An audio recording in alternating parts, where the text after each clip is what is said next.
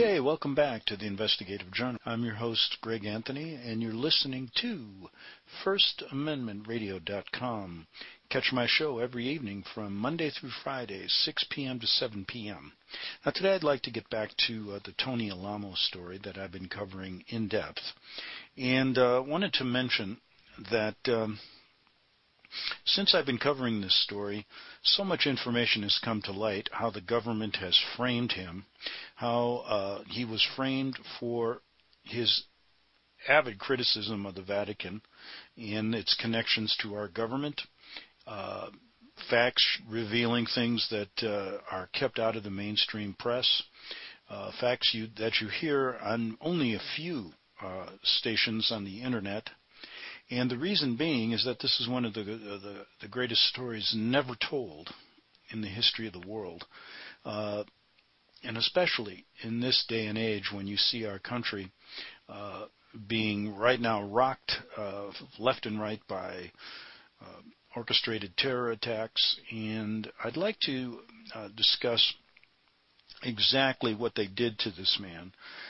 For years, for 40 to 50 years, he has been talking openly regarding the Vatican's connection to our government, how much of policy, foreign policy and domestic policy is done through Rome, and how also Rome stacks up in the Bible, and how they have persecuted Christians throughout history, even to this day. A number of ministries have seen this happen to them. Tony's is one. He was very successful in that after his conversion to Jesus Christ, he began administering to people in Hollywood, drug addicts and people who needed help. And he used some of his business skills to open up doors so that he could help a lot of people across the country. One thing he never, ever wavered on was his criticism and his telling of the truth regarding the Vatican's connection secularly to world affairs, and also how they have tried to stamp out Bible-believing Christians, how they've infiltrated churches, how they've basically used America and its Constitution of freedom of religion to control all other faiths. And we can see this through the ecumenical movement today. Now, we talk a lot. Tony right now sits in jail for 175 years. And when you look at the charges, and you go back to some of my older shows, they're quite flimsy. And when you see how the accusations against him have been basically doctored by the FBI, how the people that testified against him were coerced, how they used the Mann Act to put him in jail for 175 years. And what I mentioned was that along these lines, there were people that came forward, FBI informants who had been put there by the powers to be to bring this church down, and this has been going on for 20 to 30 years. He had been put in prison once before for IRS violations that were bogus, and right now he's been placed in jail for 175 years for violations of the Mann Act, and that's a statute on the books which states that he was transporting children across state lines for sexual reasons. And when you look at the evidence against it, boy, is it flimsy. And when you coerce and you offer gifts to those who testify against him, it's easy to see that this man was framed for, one, speaking up against the Vatican, and two, not wavering in his view of the Bible and how the Vatican has tried to usurp that. So what I wanted to do today was pull out some of the testimony of some of these people who were used as informants against Tony over the years to show you what the government was actually doing behind the scenes. Now, I also recommend that you go back to all of my shows You can go all the way back to 2006 and 2007 when I interviewed Tony before he was put in jail. And recently, in the past 6 or 7 months, you can go back and catch all my shows that bring this story to light. As many facts as I could find, as many testimonies as I could find, I've brought together for you, the listener, to see his side of the story, one that he never got to tell, because once this raid occurred on this ministry in 2008, he was convicted in the press, and it's an unbelievable story when you see how the press covered this case on a small Christian ministry, so to speak, when you consider all the pedophilia and child abuse going on in the Vatican all over the world. This story got more play than any of those, and goes to show that there's a double standard here. So the day they decided to raid this ministry, they took 6 children into custody and stormtrooped it like they did at Waco. And 150 news media outlets were notified, and Tony was basically convicted in the press that day. Since then, Oprah Winfrey has come out against him. Many shows on Fox, every one of the big stations covered this story. And when he got to trial, I said basically when the stories that I covered about his trial, it was worse than a kangaroo court. Now let's first go to a couple informants that are testifying on his behalf that never got a chance to testify in his court trials. One is from I wanted to read this from Louis Tackwood, and here's what he said. This is an affidavit from an informant who infiltrated the Tony Alamo Christian Ministry. And here's what he stated. He said, I, Louis Tackwood, have been living at the Alamo Christian Fundamental Church for about a year. In all this time, I have never personally seen or heard of any child abuse, but I've seen deep love and devotion for all the children, both the ones living here and all the children who visit the church. This is why I was proud to have my son, Jason Tackwood, age 9, until the morning of March 30th, 1988, when the police invaded our church property with what they said was warrants for my fellow ministers on the false charges of child abuse. Now, I might add something, folks, that the government had tried in the past to dismantle this ministry, and this was occurring back in the 80s. So let me continue. A fellow minister informed me that the police were on the church property, so I got up out of bed. I sleep in one of the dorms on the church property. I put my clothes on, and started to wake my son up. He had been spending his Easter school break with me at the church. At this time, the handle on the door started to turn. I looked up because my bed is the first one facing the door. The next thing I knew, the door was kicked open, and a large police with 12-gauge shotgun was standing there. He cocked the shotgun and said, "Welcome to the party. Will you join us outside?" I asked him, could I get my son up? He said no, and leveled the shotgun at me and told me to get out and over to the others. When I came out, I saw about 6 to 8 police officers with shotguns and cocked pistols, all pointed at 2 groups of my fellow ministers of the gospel. One of the police put his hands on my neck and pointed his gun to my head and told me to put my hands on a car.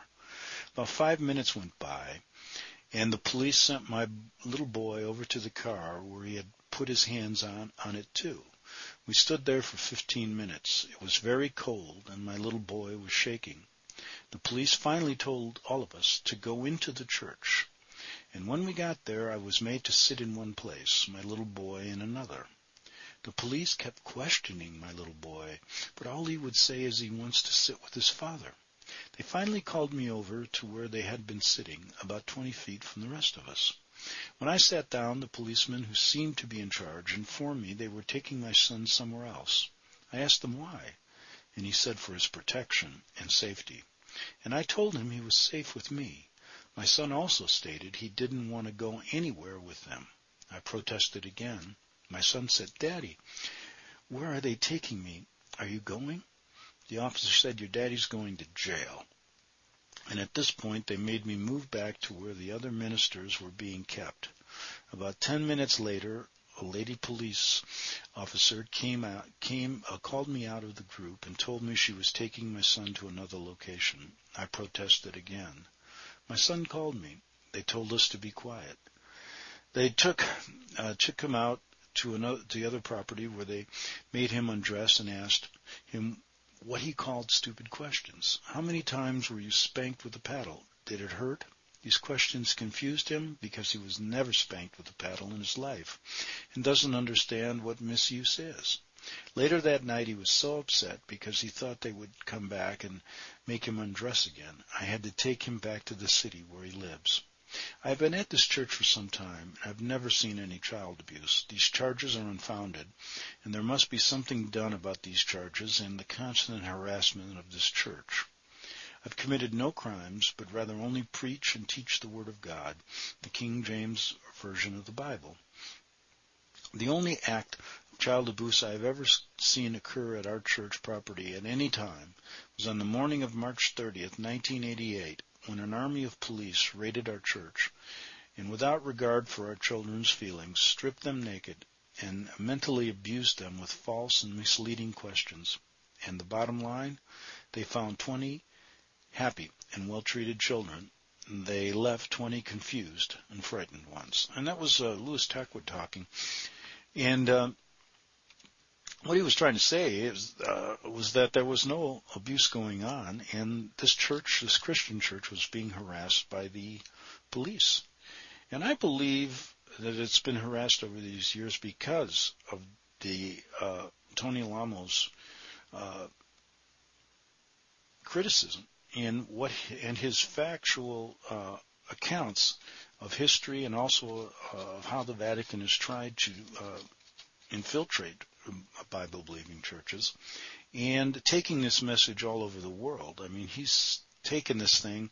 I mean, I checked this out over the years, and he's passed out literature, millions of copies of literature. He's spent hours and hours on the radio, spending lots of money on shortwave time, talking all over the world about this. And I said this a long time ago, that when somebody does that, when somebody reaches a very large audience,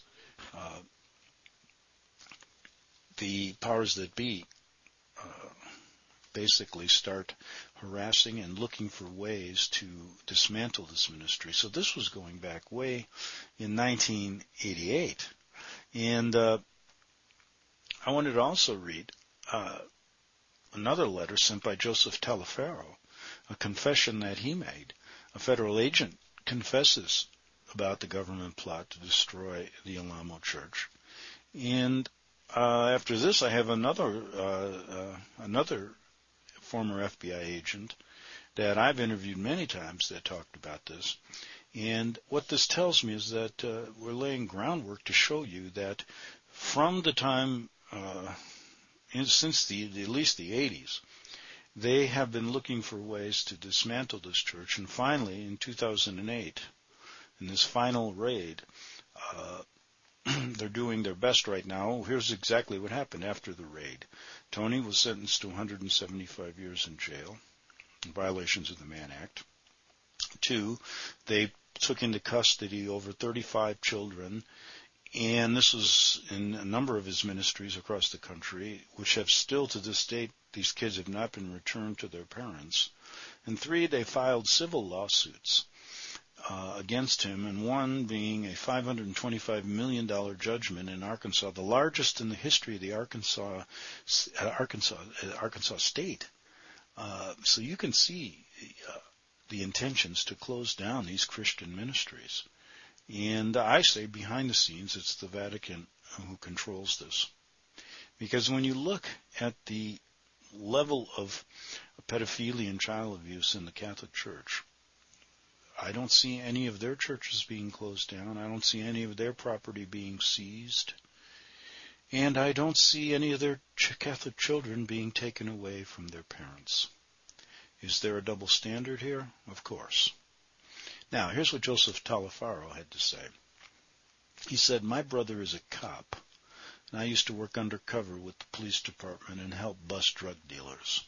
The National Aviation Facilities Experimental Center, located in Pomona, New Jersey, hired me to infiltrate the Tony Alamo Christian Church. Now just let's hold on here. The National Aviation Facility Experimental Center?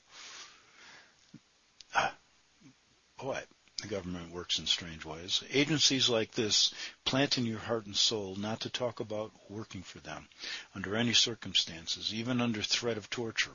I was paid $10,000 for information that I would supply to the NAFEC.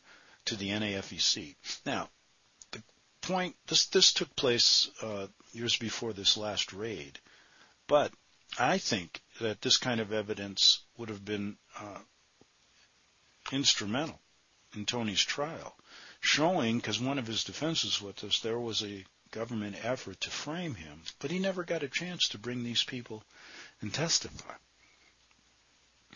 which I think would have really helped his case and helped to acquit him. Now, here's what Talifaro said. He said, I believe that the NAFEC is a division of the FBI and the U.S. Department of Labor. Also, it seems to me that they are somehow linked with the mafia. I was instructed to call in several times per day to talk to men who hired me, Captain Connolly, Lieutenant Robinson, who could be reached, and he gives a phone number. I was hired at the time and told that the Tony Alamo Christian Ministry was coming to Atlantic City about the abortion issue. The NAFEC told me that they were merely interested in the anti-abortion program that the church was offering. At this time, I couldn't understand why, but the church was offering free aid to women that were going to have an abortion, if they would agree not to have it. The church was offering free prenatal care, hospitalization, and support for the mother and child. Why they wanted me to place myself secretly into the church at first seemed innocent enough, but the plot got thicker as time went on. The NAFEC wanted to know many things about the Tony Alamo Christian Church, even the complete layout of the Alamo's house, and even the room he slept in. Excuse me. They also wanted to know the doctrine of the church. Tony showed me throughout his house, and even the room where he slept, which was a small room. The United States federal government even wanted to know if Susan Alamo was really dead. That was Tony's wife. It seems kind of crazy to me because hundreds of people were at the funeral and the casket was open. And she died at the City of Faith Hospital in Tulsa and was embalmed there before being brought to Arkansas. I'm told there is a death certificate and her casket was left open for 2 weeks. To me, the doctrine of the church is very beautiful and scriptural. The people at the Alamo Christian Church go to 2 services every day. They read the Bible and pray. I was truly inspired myself. In fact, there were several sequences of events that transpired while I was at the church. They were all being done by the federal government. First, a branch of the government sent many false telegrams while I was at the church stating I had inherited $2.5 million. I was then instructed to show these telegrams to the people at the church and to tell them I wanted to tithe some of it and then invest the rest in business. This they told me to do in hopes that I could get close to Tony. The next sequence of events, which I knew nothing of, was the federal government had some of the men call the church, stating that they were going to kidnap me, knowing that Tony and the church would try to protect me. There was yet another sequence that I didn't know about. I don't believe that the people that were calling with the fake kidnap threats knew about it either. Helicopters started flying over the house, which I believe were military helicopters. Several jeeps were seen around the area, loaded with what I believe were federal men. Also a silver blue van and 5 large men were seen at the Alamo grocery store in Alma. Local police force vehicles were seen prowling the area. Now, one thing I wanted to mention here and kind of interject this. First of all, we have a Christian ministry. We have people there that are worshiping the Bible peacefully. There's no buildup of arms. It's not a compound. It's not a cult. It's a group of people who were trying to raise their children in a Christian manner. Now, this to me seems odd that the government would care about this in a country that supposedly calls herself a Christian country, for one, and has a constitutional clause in it that states we have freedom of religion. Now, why would they go after these people? Why would they want to put Tony out of business? Why would they hire informants and do all these things? You have to look at, okay, my thinking is, if Tony Alamo would have not spoken about the Vatican, if Tony Alamo would have not talked about the truth about how the Vatican is the mother of harlots in the Bible, and how throughout the centuries Rome has tried through the Inquisitions to marginalize the Bible, to put her in a place of more importance than Jesus and God, in a sense being the conduit so that they could enrich themselves and remain powerful. If Tony wasn't telling the truth about all this stuff, they'd have never bothered him, I think. I believe that there's a concerted effort to keep the story about who the Vatican really is and what they're all about out of the press, out of the minds of people, so that they can continue doing what they do behind the scenes in so many deceitful ways. And because of this, and because of his success, and because of the amount of literature and the amount of radio shows and speeches and people that he met with when he was trying to get this story out, they had to keep him quiet, and one of the ways is to shut down the whole ministry, and that's what they did. Finally, they're doing that as we speak, trying to put a final end to it so that there is no criticism of the beast, the Vatican. So, we look at what Taliaferro's saying here, and I'm going to get back to it in the second half hour because we're running out of time, and I got to take a break in about a minute. But what I wanted to say was it's clear to me that if you cross this line, whether it be as a pastor like Tony, whether it be as a journalist, whether it be as a lawyer, whether it be as a politician, you will not be around very long. They will find some way, somehow, to basically do what they did to the Tony Alamo. Falsely accuse him of crimes and use their media, use their political power, use their power in the federal system, in the court system, to quiet someone who doesn't basically doesn't want to stop talking about this subject and has a very large audience. And so the question I ask you at the end of this half hour, do we really have freedom of religion in this country? And does our Constitution really mean anything? And I think when you look at this story and you see what's happening, you'll understand that we don't. And there's only one way that we can ever get it back, hopefully, and that is to get down to the truth. And that's why I bring these stories to you. We'll be back in 3 minutes on the Investigative Journal. Visit crosstheborder.org, C-R-O-S-S, crosstheborder.org, to get your print, EPUB, or PDF version of the book, The Rapture Will Be Canceled. That's crosstheborder.org. I know you all want answers, and believe me, so do I, and I'll do my best to get them. Despite Nicolas Cage's promise to do his best to get left behind rapture answers for us, don't hold your breath.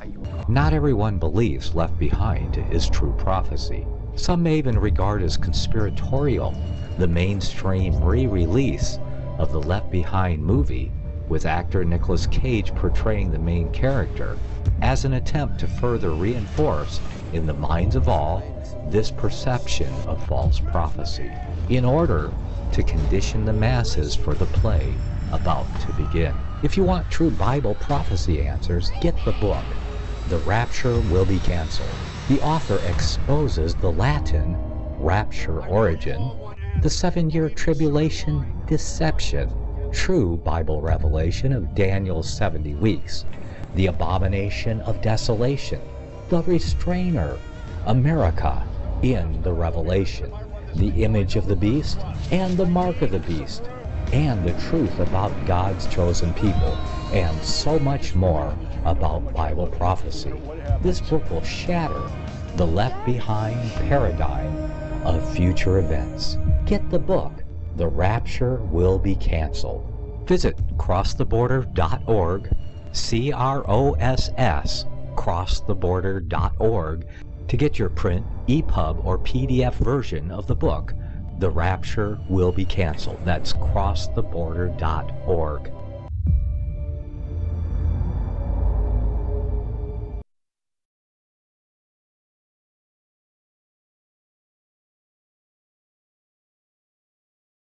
Okay, we're back on the Investigative Journal, and let's get back to Mr. Talafaro's confession and his story about how he was paid to infiltrate the Tony Alamo ministry.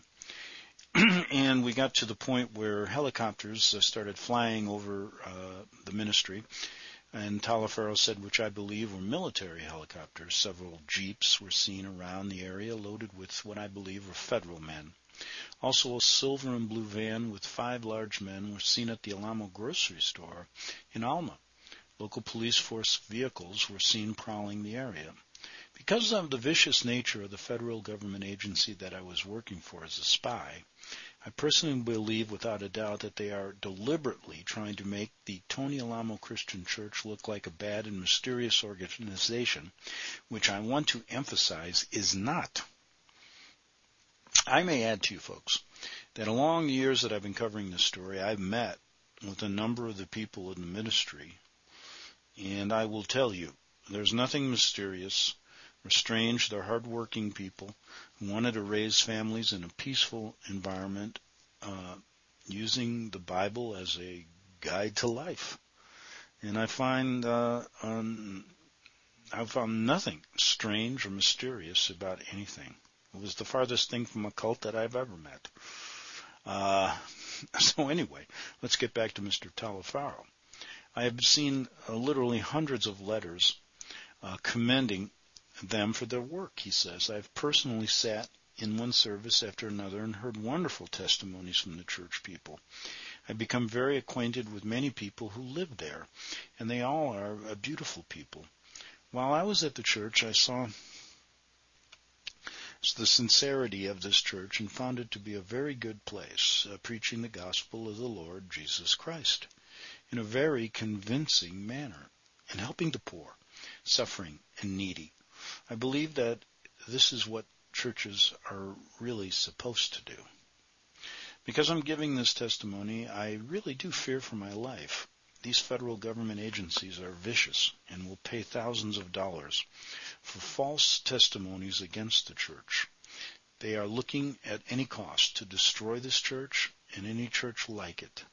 These federal agencies most certainly hire and work with hardened criminals and are inspired exclusively by the Vatican. I believe that the U.S. government was setting up the Alamo ministry for slaughters. The fake kidnap threats would have the Alamos thinking that they would be protecting me from goons. Then going to say that the Alamos had kidnapped me and pretended to come to my rescue. Of course, the Alamos don't know these were the FBI, U.S. Department of Labor, and Mafia goons would try to protect me and end up being slaughtered by the federal government.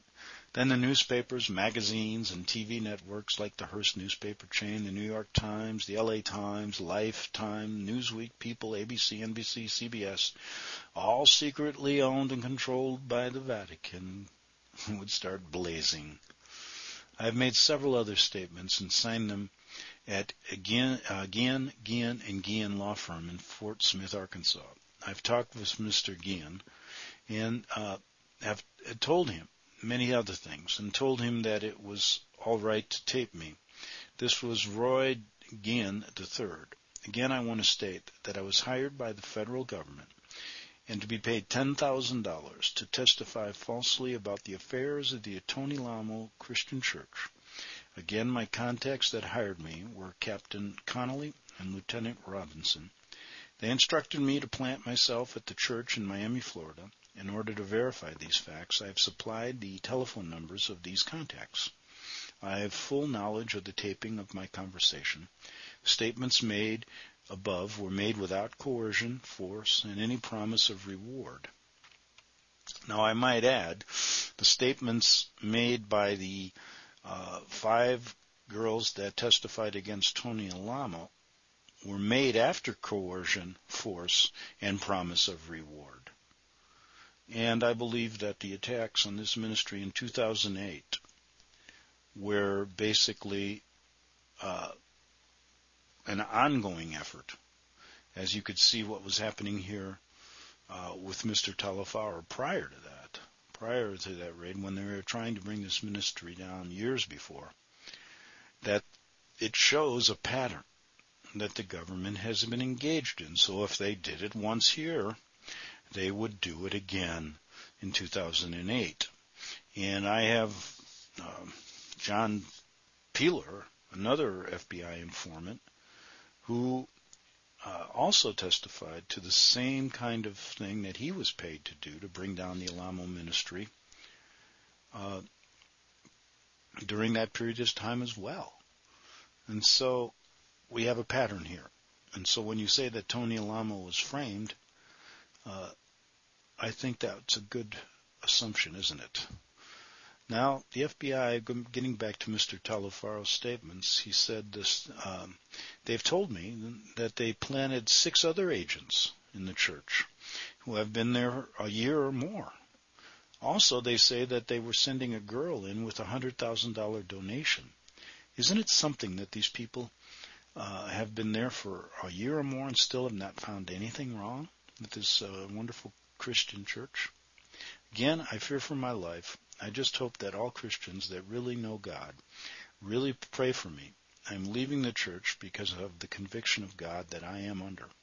The Tony Alamo Christian Church has done nothing but good to me, and I've returned that with nothing but bad. Now, I did want to read something written by another man. Before I do that, let me tell you a little bit about John Peeler. I've had him on my radio show, and John was a paid FBI informant that wanted to testify at Tony's last trial, but somehow never got the chance to. And I believe if a number of these people that were used as informants would testify, I think the jury could have come to no other conclusion that a lot of the information brought by these 5 victims was tainted. And by showing a pattern of government harassment, of government infiltration, of government basically lying and paying people to frame this church for one reason, to bring it to its knees, to stop the truth being told about the Vatican, and in a sense to set a message to other churches that that's where the line is drawn. So my question is, when you draw a line like this, there is no freedom of religion or freedom of speech. And this is a perfect example. Now, another gentleman came forward, and he wanted to tell the truth about this church. His name is Scott Gregory, and I wanted to read this to you. He says, I, Scott Gregory, am exceedingly grateful for the mercy that the Lord, through the Tony Alamo Christian Church, has bestowed upon me. My own mother would not allow me to stay at her home because of my belief in Christ, and because I wanted to read the Bible. My own mother placed me in a home for the emotionally disturbed. The name of that institution is called Brandon at Petersham in Massachusetts. It was 9 years that I stayed there. Every week, Channel 40 Fort Smith, Arkansas television station called me at my mother's home, telling me numerous lies and slanderous remarks about Tony Alamo and the Tony Alamo Church. No wonder I was confused. They began bribing me with hundreds of dollars, fancy hotel rooms, steak dinners, chauffeured cars, and Channel 40 even gave me carte blanche at the cocktail lounge, which I refused. It was a dizzy round of events. One of the lies Channel 40 told me was that Tony Alamo, in front page article in the Southwest Times Record, called me all kinds of names. Channel 40 would not let me see the article, but I said I should go to the district's attorney's office. The DA's name was Ron Fields, and file a trumped-up kidnapping charge on Mr. Alamo and associates, Davis Woods and Keith Fry. Channel 40's representatives drove me to, but they really wanted to take this church out, even back then, before this final raid. Before this, I was at my, and they said that Channel 40's representatives drove him to the district attorney's office, a guy by the name of Fields, Ron Fields. Before this, when I was at my mother's home in Massachusetts, Davis Woods from Channel 40 called me and told me that I could really get Mr. Alamo in the church on this kidnapping charge, and that I could call the district attorney, Ron Fields, collect, and that he would be waiting for my call. Davis Woods mentioned to me that the Little Lindbergh Law. I didn't even know what the Little Lindbergh Law was, or even the penalty that it carried, until later when I talked to Jack Jewell from the FBI office, who was investigating another false charge that Pastor Alamo was fixing the votes in Dyer, Arkansas. Because of the lies that Davis Woods from Channel 40 said Mr. Alamo told about me in the front page of the Southwest Times Record, I was hopping mad. Mr. Fields was not in, but his secretary gladly accepted my call. When I got back to Arkansas, and after I had pressed charges, I went to the library to try and find this article in the Southwest Times Record. And when I found it, my heart sank, because all the things that Channel 40 representatives Keith Fry and Davis Woods said were lies. When I was filing these false charges against Tony Alamo and the Ron Fields and Lee Kuykendall, District Attorney of Sebastian and Crawford County's office, Deputy Sheriff was also present. They were very happy and excited to file charges against Mr. Alamo and the church. At this time, Ron Fields bragged to me that he was the one that called the FBI in on the phony Dyer election scandal that he caused, and tried to get me to be afraid of the only person that has ever been decent to me and treated me fairly in my life, and that was Tony Alamo. My bed was assigned to me, and assigned to me in Dyer at one of the dorms, and I was in Dyer every day of my life for 2.5 months before the voting. When Channel 40 put their trumped-up interview with me on the air, which was a three-day hour-long TV series which they called Mystery on the Ridge Georgia Ridge, is just above Dyer, Arkansas, they said that I had given them the names of people that did not live in Dyer that voted. This is not true. All the people who voted in Dyer lived there, so how could I have given them any names that voted that they didn't live there? I never gave them any names at all. Now, after reading the newspaper article in the library, I was very sad and troubled, and felt that I had been used by Channel 40 and the District Attorney Ron Fields. It chilled my blood when I recalled back that Mr. Jewell from the FBI office told me that kidnapping, the Little Lindbergh Law, carried the death penalty. These district attorneys, Ron Fields and Lee Kuykendall, actually want to see Mr. Alamo dead. Also, Channel 40 hates Mr. Alamo because he knows they're liars and won't let them have interviews because of their lying smear campaigns during the time of Susan Alamo's death, and that they made mockery of her at the time of her funeral and his mourning. So I called up the DA, Ron Fields, and told him that I wanted to drop these false charges, that the things that Channel 40 had said about Mr. Alamo were not true, and that they were all false charges anyway, that no one had kidnapped me, Ron Fields encouraged me not to drop charges, even though I demanded him to. He argued about this with me very much. This made me afraid, and I hung up, and I could easily see the hatred that Fields felt for Alamo. After being in the church and being out, it is frightening to see how people lie and twist things and confuse the public in their quest to destroy this church. Channel 40 even brought me to the U.S. Department of Labor's office, instructing me to go to the U.S. Department of Labor and help them in their quest to try to destroy the church. But they never will. Roland Shell of the U.S. Department of Labor also made slanderous, degrading remarks about Mr. Alamo's deceased wife, Susan. They also instructed me to call U.S. Department of Labor attorney Robert Fitz in Dallas.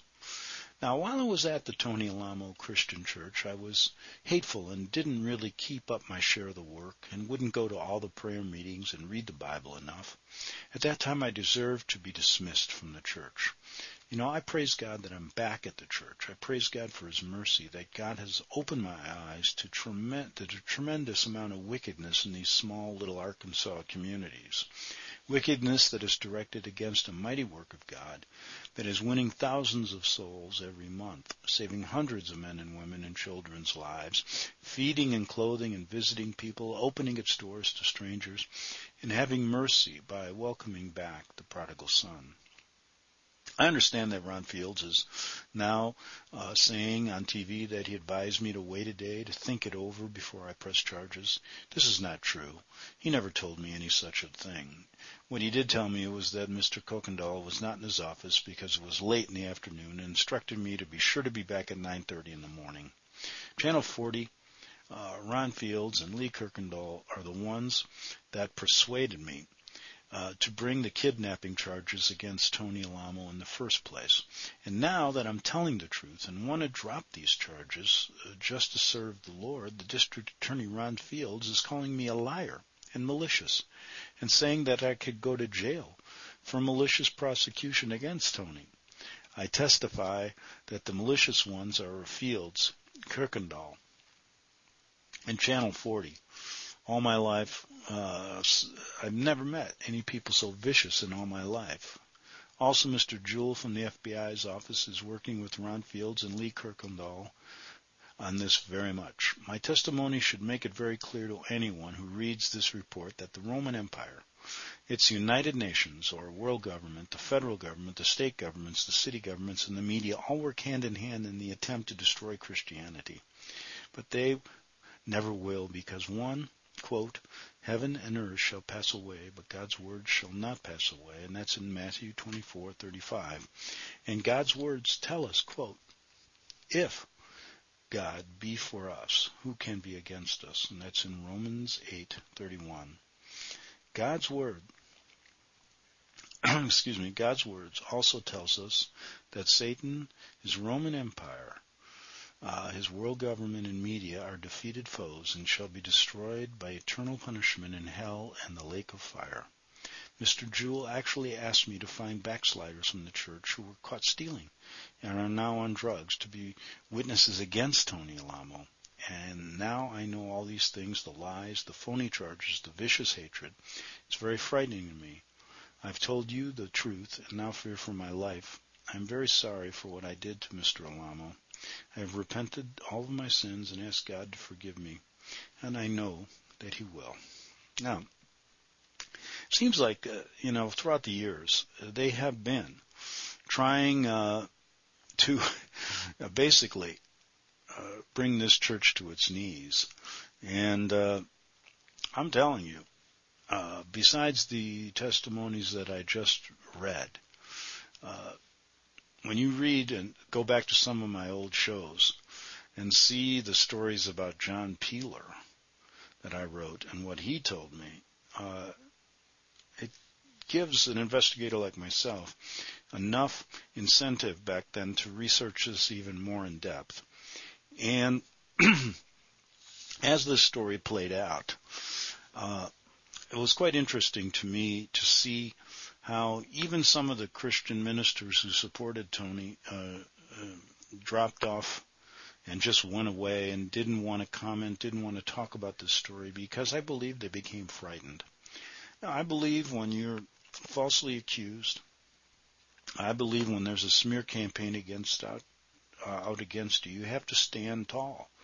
You have to stand your ground and stand firm. And Tony always did. And basically, as I checked every possible angle of this story out, I could see how the government, one, framed him, and for over 30 years had tried to put him away, shut him up, put this ministry, destroy the ministry, and this relentless attempt never stopped.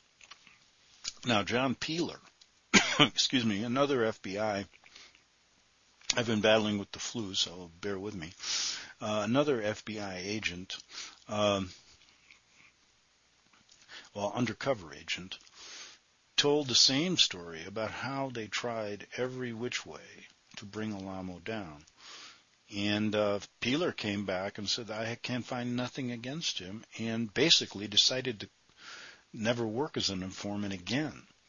They not only came down on Peeler for doing this, they really came down on him when he started telling his story on my radio show and telling people really what was going on behind the scenes. Now, I find it quite strange when a man is up for a trial for his life, like Tony was in 2008 or 9, that the defense in his case was so shabby that he had not a chance. It was a 10-day trial on very serious charges, and his defense wasn't allowed to bring in many of these people who would testify on his behalf that there was a smear campaign, a government campaign to stop this church. Now, you wonder why. Is it just because it's a Christian church? No. It's because of his outright criticism and his outright tenacity to tell the truth about the history of the Vatican, how they, from the time of the Inquisition on, and how they've infiltrated churches in this country, and also how they have control over our domestic and foreign policy, and how presidents basically bow to the Pope, and what's going on behind the scenes as far as a satanic connection to all of this stuff. So, steeped in secret societies, steeped in hidden meanings and symbols that he talked about. And it was this relentless attempt to do this over shortwave radio. We were passing out millions of brochures and newsletters to get the people, putting them on cars, doing everything they could to get to the truth, while at the same time he was a smart enough businessman to create financial opportunities for the people that were at his ministry, so that he could help people who were impoverished. He could help people that were on drugs, something that the powers that be do not like, let me tell you. I think he basically crossed the line, and for all these years, this is what they've been trying to do, to stop this kind of thing, and to also leave a message to any other churches, so that, one, the criticisms in the Vatican becomes nil. You don't hear it anywhere. And two, their temporal and spiritual power, the Vatican's that is, will grow in this country to a point where if you're not in lockstep with them, through the ecumenical movement or through the government, our government's actions, then there's no room for you in America. And you can see it today, folks. I mean, there's just an article out where I was just listening how they're coming down on the sovereign citizen movement, good citizens in America who believe that they would rather, they're talking about the federal government's, about how they've usurped all the states' power, and how they feel that they should not be federal citizens but beholden to their states and not first to the federal government. And they've depicted these people as violent, and it's really ridiculous, because if you look at some of the standing they make, it's based on constitutional grounds. But that's not good enough, because in the world we live in today, you can be right and still be wrong. And in the case of Tony Alamo, I believe they framed him, and he's spending this time in jail because of his relentless action to tell the truth about the Vatican. And because of that, there had been a concerted effort for over 30 to 40 years to silence him, to silence his ministry, and to take away the ministry's properties, so that this voice would be silenced, and the Vatican and the government can continue working together in what I call the Vatican-led New World Order, to create a one-world religion and a one-world government. We'll see you tomorrow on the Investigative Journal.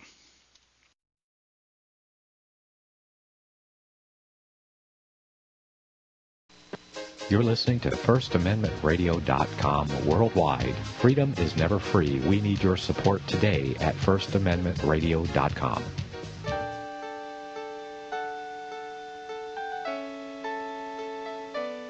The program you are listening to is 100% sponsored by you, the listener, on this First Amendment Rights Media channel. You will notice that there are few commercials on this radio network. There's a good reason for that. Corporate advertising dollars come with strings that limit program content. So without your help, these programs cannot continue on internet or our several affiliates. If you benefit by the educational law programs, we ask you to give. If you are admonished or nurtured by the Bible and ministry programs, we ask you to give. If some voice a cause that you are passionate about, we ask you to give. If you believe in any of these, we ask you to support them as you would a missionary on a continual basis, as if giving a tithe for missionary radio. These programs are not commercially viable and must be supported by those faithful to the cause of truth. Look for the button to sponsor your favorite programs at our listen and schedule pages on the internet. Then, when you subscribe, we will send you the last quarterly MP3 CD of that program immediately, and continue to do so with each new quarter. We will also give you unlimited archive access to all of our programs. We're asking you to give much less than a tithe, so that you may also send support directly to a particular program host, cause, and anywhere else the Spirit may lead you. Do all to the glory of our God and Creator, for His holy nation, the only kingdom that will last forever. Thank you for listening.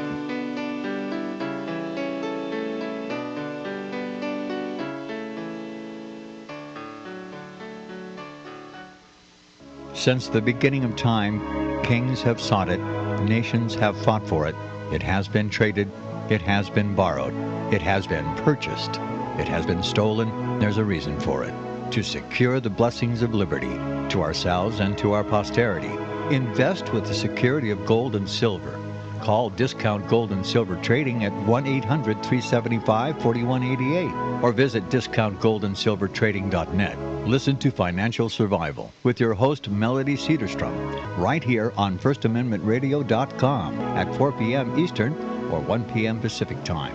Visit discountgoldandsilvertrading.net or call Discount Gold and Silver Trading at 1-800-375-4188. Toll free 1-800-375-4188.